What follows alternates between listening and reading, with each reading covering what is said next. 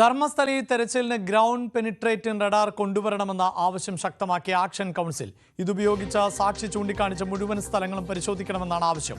അന്വേഷണ സംഘത്തിൽ നിന്ന് തന്നെ സാക്ഷിക്ക് ഭീഷണിയുണ്ട് എന്ന ആരോപണങ്ങൾക്കിടെയാണ് ആക്ഷൻ കൗൺസിൽ നിലപാട് ശക്തമാക്കുന്നത്. രഹസ്യങ്ങളുടെ ചുരുളഴിക്കാൻ തെരച്ചിൽ ഇന്നും തുടരും. 11ാം പോയിന്റിൽ ആണ് ഇന്നത്തെ തെരച്ചിൽ. KV ബൈജു ആണ് വാർത്തയുടെ വിശദാംശങ്ങളുമായി ചേരുന്നത്. ബൈജു, നേരത്തെ നമ്മൾ ആലപ്പുഴയിലെ സെബാസ്റ്റ്യനുമായി ബന്ധപ്പെട്ട ദുരൂഹത, അതിൻ്റെ ചുരുളഴിക്കാൻ ഏത് തരത്തിലുള്ള അന്വേഷണമാണ് നടത്തുന്നത് എന്നത് ശരണ്യ അവിടെ നിന്ന് റിപ്പോർട്ട് ചെയ്തു. അതിൽ തന്നെ ഇത്തരം ചില സാങ്കേതിക സംവിധാനങ്ങളുണ്ട്. അതായത് ഒരു നിശ്ചിത അടിത്താഴ്ചയിൽ ശരീരാവശിഷ്ടങ്ങൾ, അസ്ഥികൂടങ്ങളൊക്കെ ഉണ്ട് എങ്കിൽ അത് ഡിറ്റക്റ്റ് ചെയ്യാൻ പറ്റുന്ന സംവിധാനങ്ങൾ ഇന്ന് നമുക്കുണ്ട്. അപ്പോൾ സ്വാഭാവികമായും ഈ പറയുന്ന പ്രദേശത്ത്, പ്രത്യേകിച്ച് ശുചീകരണ തൊഴിലാളി പറഞ്ഞ പ്രദേശത്ത് നിന്ന് അസ്ഥികൂടം കണ്ടെത്തിയ ഒരു പശ്ചാത്തലം കൂടിയുണ്ട്. അത് വനപ്രദേശമാണ്, കൃത്യമായി സ്പോട്ട് ചെയ്യാനൊക്കെ ബുദ്ധിമുട്ടുണ്ടാകുമെന്നിരിക്കെ ഇങ്ങനെ ഒരു ആവശ്യം ന്യായമായി തന്നെയല്ലേ കണക്കാക്കേണ്ടത്?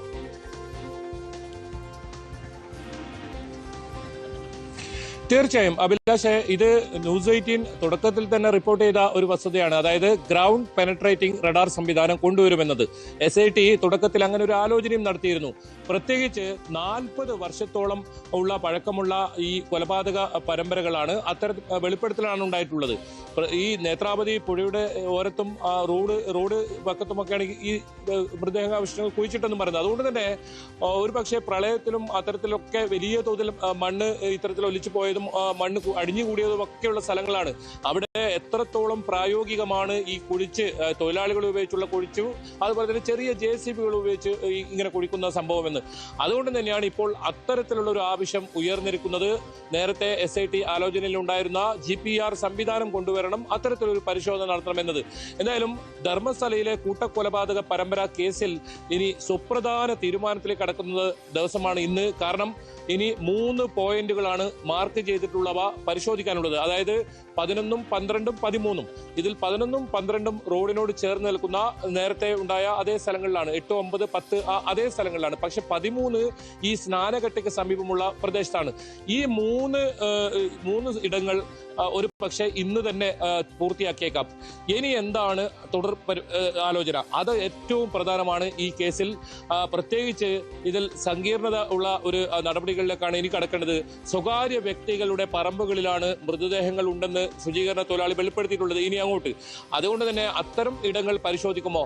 ആ പ്രദേശം കൃത്യമായി ഏതെങ്കിലും പുഴയുടെ ഇതുവരെ പരിശോധിച്ചതെല്ലാം ഇത്തരത്തിൽ പൊതുസ്ഥലങ്ങൾ, റവന്യൂ ഭൂമി, ഒപ്പം പുഴയുടെ വശം വനഭൂമി, ഇത്തരം സ്ഥലങ്ങളിലാണെങ്കിൽ ഇനി അത് ഘട്ടം മാറുകയാണ്.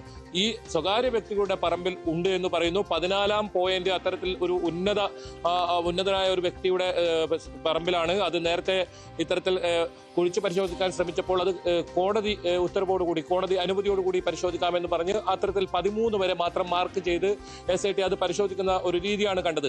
ഇനി വളരെ സുപ്രധാന തീരുമാനത്തിലേക്ക് കടക്കേണ്ടി വരും. എന്താണ് SIT ഈ കാര്യത്തിൽ തീരുമാനിക്കുന്നത്? ഏതായാലും ഇന്നലെ വിശദമായ ഒരു കൂടിക്കാഴ്ച DGPയുടെ മേൽനോട്ടത്തിൽ നടന്നുവെന്നാണ് നമ്മൾ മനസ്സിലാക്കുന്നത്.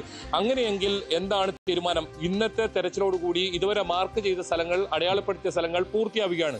ഇനി അടുത്ത് SITയുടെ നീക്കമെന്ത്?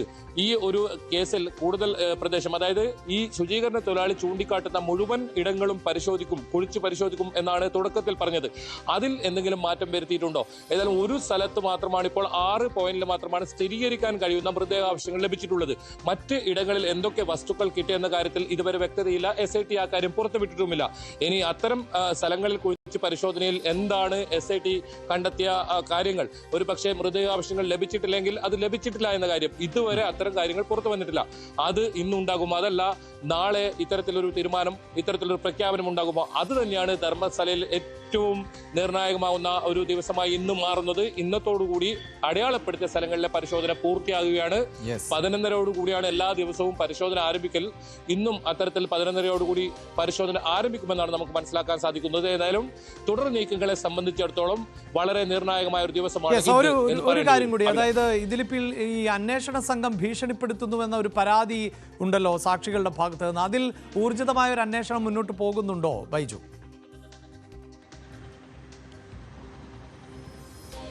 തീർച്ചയായും ആ ഉദ്യോഗസ്ഥനെ ഇപ്പോൾ SIT സംഘത്തിൽ നിന്നും പ്രാഥമികമായി ഇപ്പോൾ നീക്കം ചെയ്തിട്ടുണ്ട്. ഇനി ഇയാൾക്കെതിരെയുള്ള അന്വേഷണം ഇപ്പോൾ കഴിഞ്ഞ ദിവസം തന്നെ DGP പ്രഖ്യാപിച്ചതാണ്. അത്തരം അന്വേഷണം ഇപ്പോൾ നടക്കുന്നുണ്ട്.